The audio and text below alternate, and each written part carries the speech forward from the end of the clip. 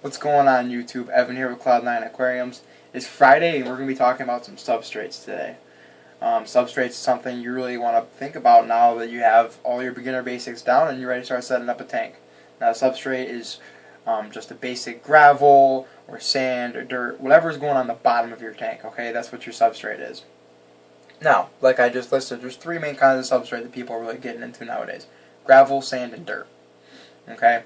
Now, the reason you want to really think about this is because it kind of affects your entire plan for your tank. So I really encourage you to do your research and know what you're going to do before you set up your tank. Especially based on, get a list of fish and plants you're going to want to put in your tank, because this is going to determine what kind of substrate you want to have. Okay, so let's run through the substrates. Gravel is a really popular substrate. Comes in a lot of different colors, everything from rainbow colors to more natural darks, browns and blacks. Now with gravel, it's really easy to clean. You know, you can just siphon the stuff out of it. There's a wide variety of particle sizes, which is great if you want to, depending on what kind of plants you want. Some of the smaller particle sizes are really great for your smaller baby steers and stuff like that, which is more of a ground cover. Whereas the bigger stuff can be used if you're just going to have, like, you know, Java fern and Amazon sword and stuff like that. Okay, so gravel is just a really generic. There's really nothing in it for your plants, as opposed to it's nice and rounded surface that really allows the water to kind of go through it and stuff. So it's not going to smother your plants off, which is great. The downside to it, especially if you're going to have a plant in a tank, is that it doesn't have any kind of nutritional effects on your plants, so you're going to have to do fertilizers and stuff like that. It's really just some media for them to actually root into. The second thing is sand. Now sand is something I don't have. I don't really get into it. I don't think it works that great. I don't really like the look of it, and it's just not really easy to clean. The problem with sand, for me specifically, is that it smothers the plant roots. Okay, it's really great for like a cichlid tank or something like that, where you're not going to have any live plants anyway, so who cares? You know, because it has a kind of a cool effect, I guess. But it really, because of the small particle sizes, there's really no air space, water space in between the particles for your roots to actually, grab nutrition from. There's no nutritional value to it, and it's harder for the roots to kind of push through. So sand is really kind of one of those things where I would stay away from it. It just depends what kind of plan you have for your tank. It also tends to be kind of dirty and messy when you're trying to clean it. It's not really that great to siphon off. You're going to end up pulling half your sand out. So it's one of those things you can look at it and make your own decision on it. With dirt is one of those big things that dirty tanks. Everybody nowadays is finally starting to get into it, and because we're seeing it's a cheaper alternative to fertilizers. I mean, I use fertilizers with my dirty tanks too. But I think it works really well and you get outstanding plant growth.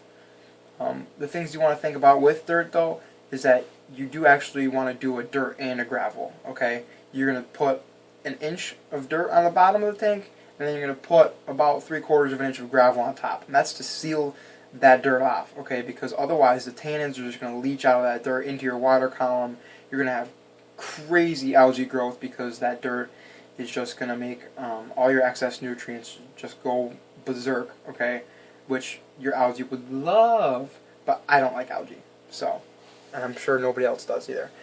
So that's one thing you got to be concerned with dirt, especially when you're first setting it up, is that you're going to have to fight a little bit of algae off if you're not doing constant water changes to try to get those excess nutrients out of the column. But I find with dirt, your plants, you can grow pretty much anything. This tank, my 40 right now, is actually not dirted because before I even got into dirted, I had to set up.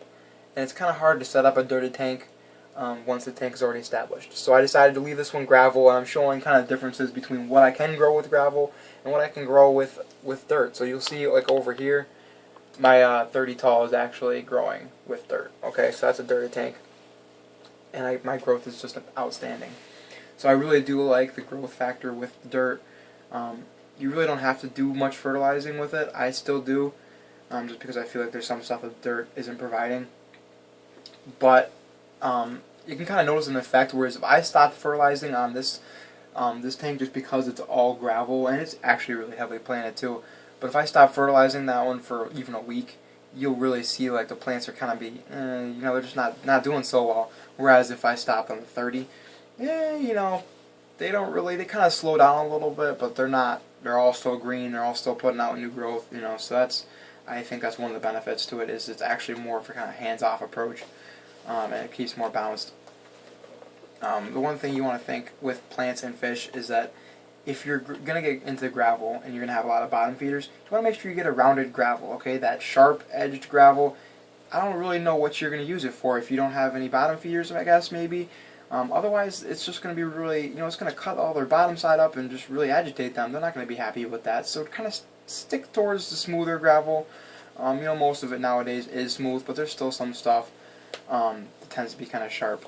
Now, one thing I'm not really going to talk about, but I'll just put it out there that it does exist, is fluorite.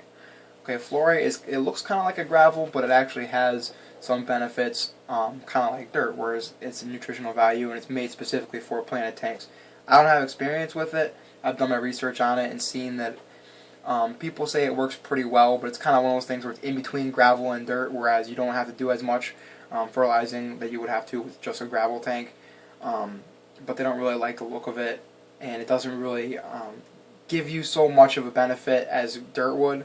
So I would stick towards a dirt-gravel combo. Okay, like I explained, this is one thing you really want to think about when you're setting up a tank, because it's really going to determine how your tank's going to roll, farther down the line.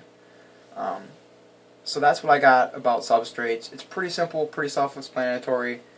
If you're just going to go for plants, then I would really go with a gravel dirt. I find that does the best for me. If you're just going to do a fish tank and have some plastic plants and stuff like that, then just do yourself a favor and go with gravel. Just because the dirt's really going to have, if you don't have any plants in there with a dirted tank, you're going to have algae problems. You really want to have a heavily planted tank if you're going to dirt it up, just because there's going to be a lot of excess nutrients in the water column. So that's what I got about that. I can't think of any imaginable thing that's really bad about any of those. I just have my own personal preferences, and I'm sure when you're thinking about your plan, you'll have some too. So let me know what you think. Leave some comments. Subscribe, obviously, if you haven't already. That's what I got for you. So I hope this episode brings you and your fish tank just a little bit closer to Cloud9.